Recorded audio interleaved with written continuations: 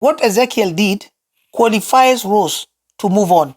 Because Ezekiel alidefile the matrimonial bed wakati alileta Daniela.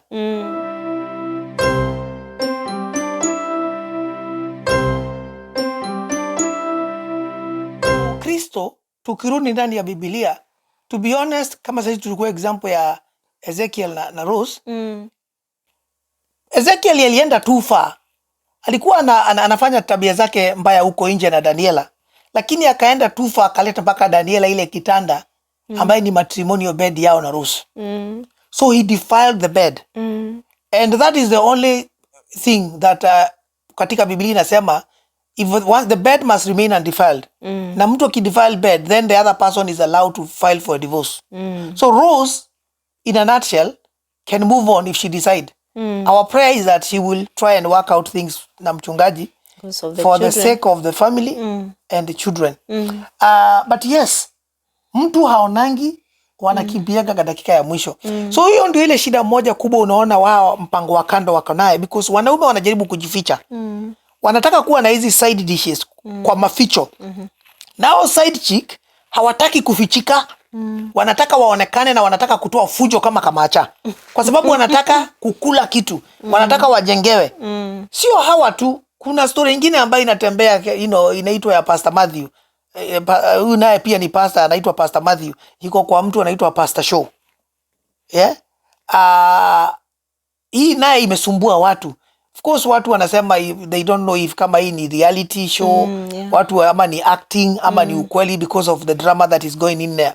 But again ukienda hapo unakuta ni mtu ambaye ni mzee, ni kama ako na wajukuu wake ndio anawaweka mimba all over the place. So morals zimekuwa deteriorated. They've completely gone off.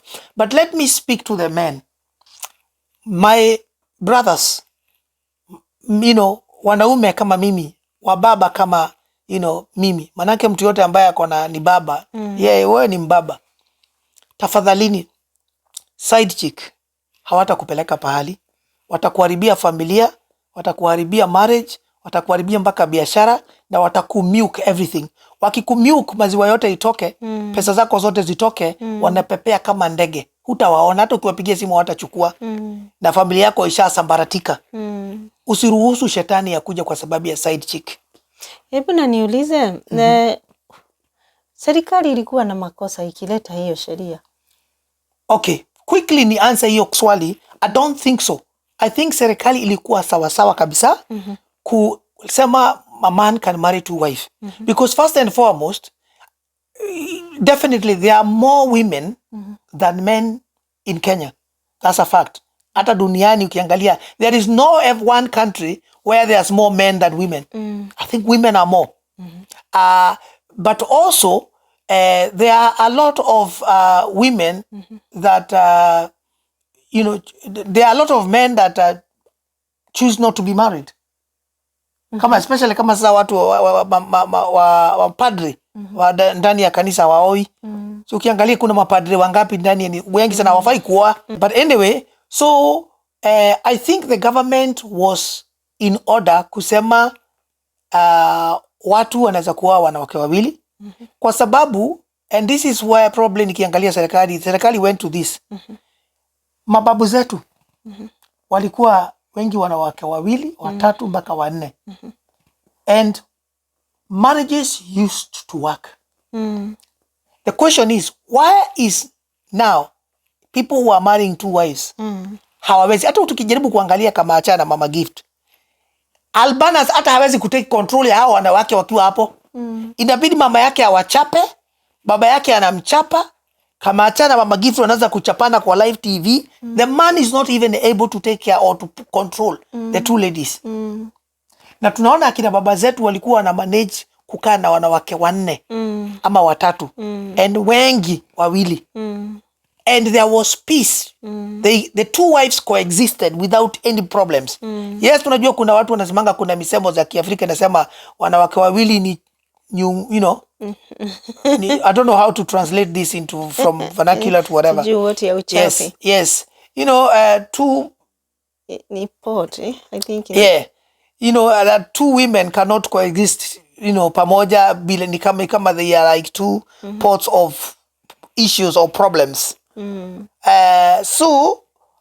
But nonetheless wakati huo ulikuwa naishi, but it's because the men used to have respect. Na mtu akioa bibi wa kwanza ilikuwa unaoa traditionally, everybody knows. Unapeleka mahari kila kitu. It was not a joke. Marriage was not a joke. It was an institution that was revered, that was necessary for procreation, for comfort, for all those things. Sasa bibi ya pili, kwa wakati mtu alikuwa anataka kuoa, again there was a process. Ni ile ulisikia nikisema kuna due process. What were the ethics? What must you do? What must you have? Why did you need to marry?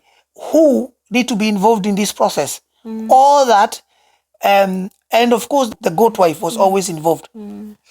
So government haikuwa na shida, because government know from time immemorial, our grandparents, our fathers used to have many wives. And things work out very well. Na sasa iliona kumekuwa na shida za watu kukufa, watu wako na side chick. Guess what? One of the things that they realized, na kuna wakati one of the honorable, sita mention jina, alikuwa anaongea wa Kiambu, alikuwa anaongea anasema kuna watoto wengi sana wako Nairobi, chokora wengi sana wako Nairobi, and guess what? I think that is the main issue that thing came. Yes. Yeah. Kuna chokora wengi sana, watoto wamejaa Nairobi, wametupwa. And guess what? Hawa watoto wote, somebody fathered them. Hawakuzaliwa miraculously. Somebody fathered them. Kuna mtu alilala na mwanamke pahali wakati na akamzalisha. Lakini kwa sababu sasa alizaliwa huyo, hata sio side chick, huyo ni mtoto alizaliwa na mtu na huyo mtu akamtupa. Maana hataki kujulikana. Chokora wengi sana wale wako Nairobi. Unaweza kushangaa baba zao wengi wakiangaliwa ni honorables. Mtu yote ambaye akona pesa, honorable, watu wote honorable, wanaenda wanachukua hao watu, unaenda anafanya kazi ile alikuwa anataka kufanya, anajimalizia, alafu anabaki anapatiwa 200 hapo. Huyo anaenda. Na kwa sababu huyu mtu naye analala na everybody, hata ajui mtoto ni wa nani. So hii ndio ilifanya mtu aseme tafadhali chukua wake kama uko na uwezo, chukua wake wawili. But make sure that you are not haudhulumu mmoja kwa sababu ya mwingine. So na hiyo ndio nimesema, kama wewe sio Mkristo, katiba inakuruhusu, kuna pia process. Kuna madharo ambayo unafaa, kuna ethics ambazo lazima ufuate. So you just not going to go and say, leo na decide kumari Wanjiko, next week nitatupa Wanjiko nichukue Kamene. It doesn't work like that. Of course, I think when you are planning to have another wife, of course you love your wife, first wife, and even jia ya kuja kumwambia what you are thinking as a man, it will not affect the wife. It will not affect the children. So you have prepared them psychologically that I'm doing this and this and this and this, and nothing is going to change. Provision I'll provide. Children I'll provide for them. Nothing is going to change. Na ni kwa sababu and the love that I have, it will remain the same. And you have prepared them. And then after preparing them, now even if you are bringing the second wife with what we have said, Mutaratara, then everything becomes well and and managed.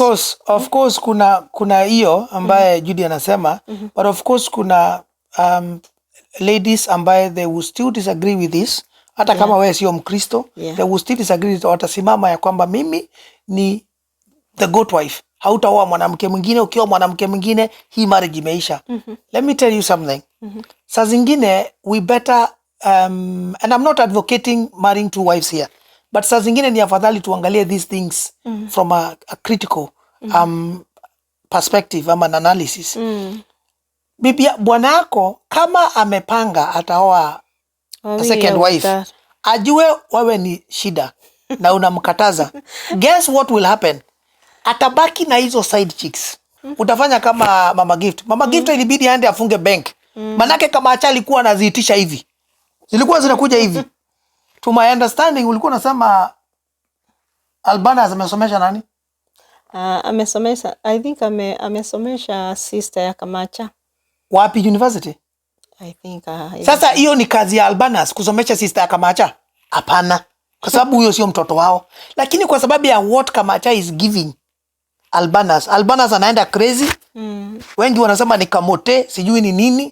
But whatever she was giving Albanus alikuwa anatoa pesa kwa bank za wao na mama gift na watoto wao. Ni cash point. Anazitoa mpaka analipia dada ya Kamacha shule. Now that is not acceptable. Unaona? Because pesa za Albanus sio hata za Kamacha. Hizi ni pesa za Albanus na mama gift wametengeneza. Kama Kamacha ataolewa na baba gift, basi wacha watengeneze zao. Na kama baba gift introduce Kamacha, tuseme okay, wacha tuseme hizo pesa kwa njia straight. Ya kwa njia straight. Hizo pesa wangekuwa wanazipagia wote. Of course I don't think mama gift would have buyed that. But at least kungekuwa na njia. But at least mngekuwa na iko sawa kidogo kuliko. Afadhali uambie mtu, look guys, my wife, listen, this may not sit very well with you, but this is what is happening, or this is what I'm planning to do. So kama sasa wewe utaondoka ama tutaachana, hata kabla nianzie hiyo mambo, wewe tu nimekwambia. So kama unataka kuondoka but this is what I'm going to do. This is what I'm planning, na nafanya hivi kwa sababu ya hii na hii na hii.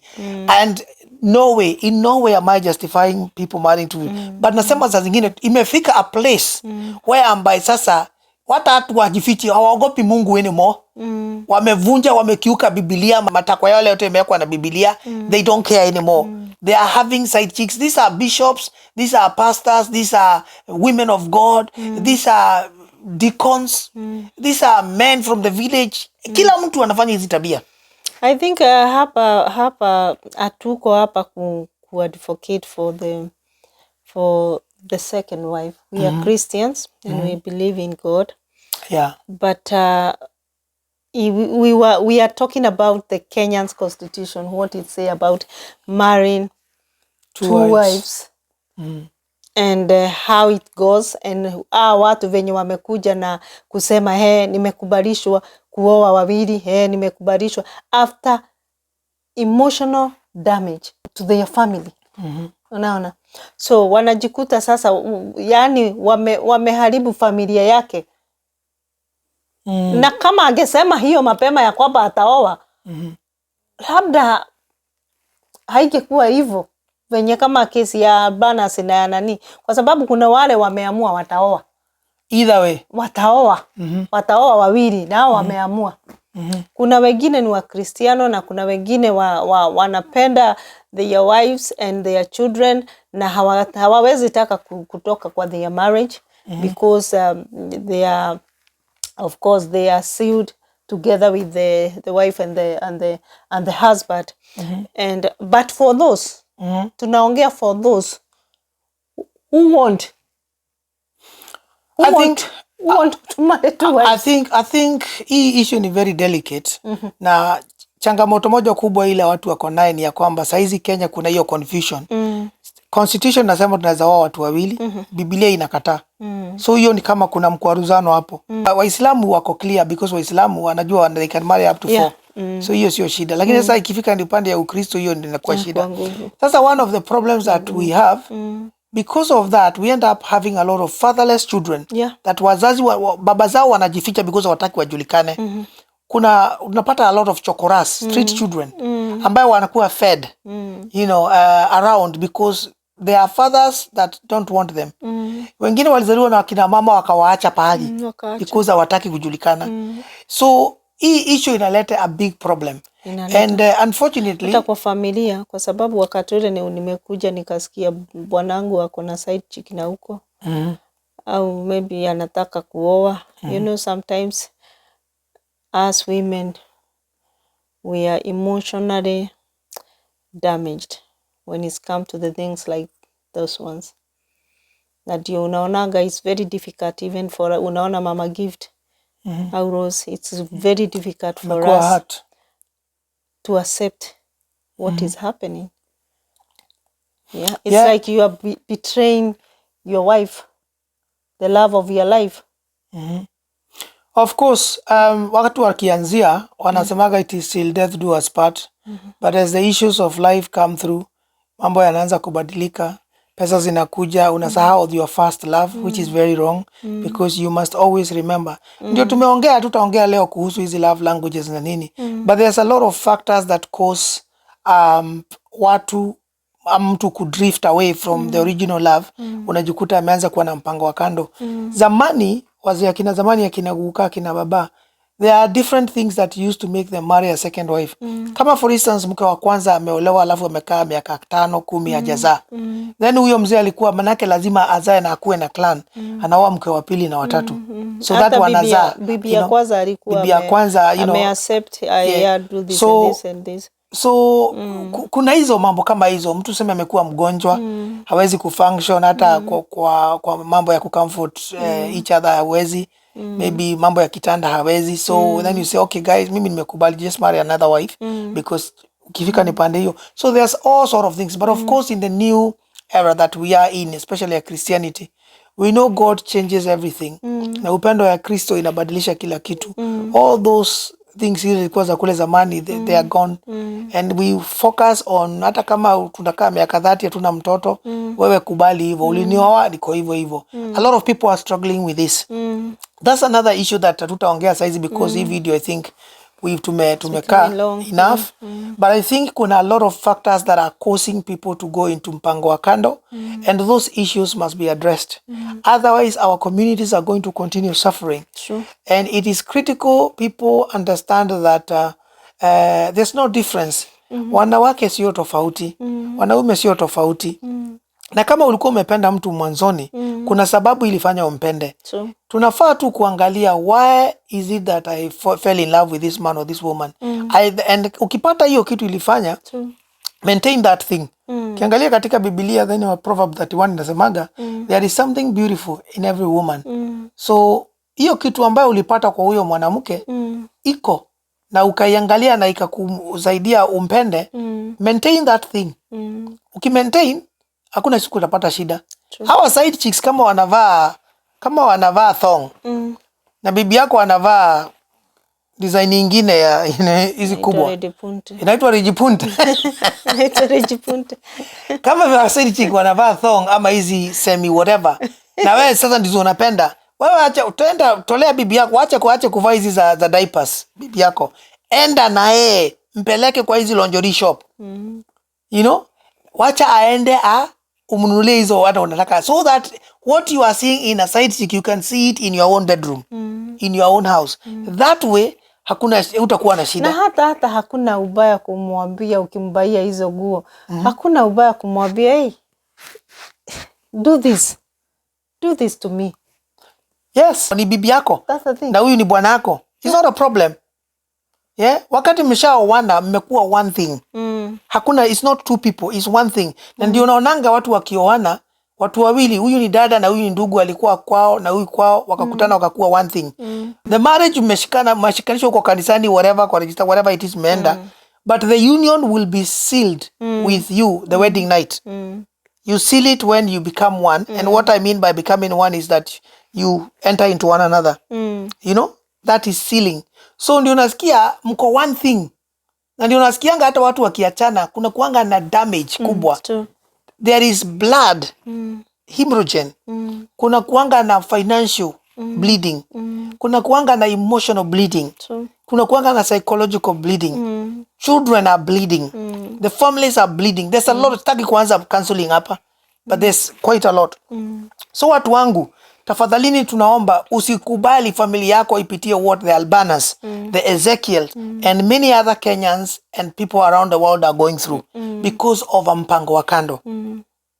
Oh yes, I think I don't have much to say, but I pray that I know kuna wanawake ambao wameumia. Tumeona kwa comments wakisema ya kwamba wameumia kwa sababu bwana zao walienda na wakawaacha, and they have encouraged themselves to where they are. God have helped them. Mwingine alisema ya kwamba alienda kuwa chokora kwa sababu ya mpango ya kando. Ndio mnaona tukidiscuss about this issue. Mtoto alienda akakuwa street, akakuwa chokora kwa sababu ya shida kama hizo tumeona ya mpango ya kando. So tuko hapa so that at least we can discuss and tuongee yale mambo ambayo inahusu katika family, inaleta madhara. So that's why we are here today, and to encourage, to motivate, so that at least people may have insight and understanding of what's going on. What is going on. So that this thing just don't come and just find you unaware. Ni very important. Wewe ukiwa kama mama ama ukiwa kama bwana, kuwa alert. Hatukwambii uende ukue so nosy into your wife or into your husband, but be alert. Usikae tu nde. Kuwa alert. Understand what's going on so that you can be able to pray and to monitor and to watch over your marriage, your relationship, your children, your husband, your wife, your family, hata your neighbor. Sure. So Thank you. Thank you very much. Tafadhali wacha niwaulize kama hujasubscribe katika Safeguarding Watoto. Please tungeomba usubscribe. Please pia tia comment yako hapa. Tuambie wewe what you think about this issue. Stigma ndani ya marriages and relationship. Watu wanaogopa. People are confused between the Bible and the Kenyan Constitution about marrying two wives. You know, what is the right thing? So there's a lot of worry and anxiety, and people I think wanajificha ndani ya mpango wa kando. But mpango wa kando ni something that is being done ikiwa imefichwa. Na chochote ambacho kinafanyangwa kikiwa kimefichwa, at one point kitatokea. Hiyo wakati ulifika wa Pastor Ezekiel na Albanus, and the story has not been the same. We have seen families suffering, children are suffering, women are wailing, the men are screaming. Right now Pastor Ezekiel is anasema Pastor Rose ni manyanga, anamtafuta kwa udi na uvumba. You know, the same girl alikuwa anamfokea akimwambia anakaa kama ng'ombe. So watu wetu, thank you very much for the love. Tunashukuru sana. We are going to come to you again very soon in another video. But until then, barikiwe, keep yourself safe and your family safe. Bye-bye. Bye-bye. Thank you.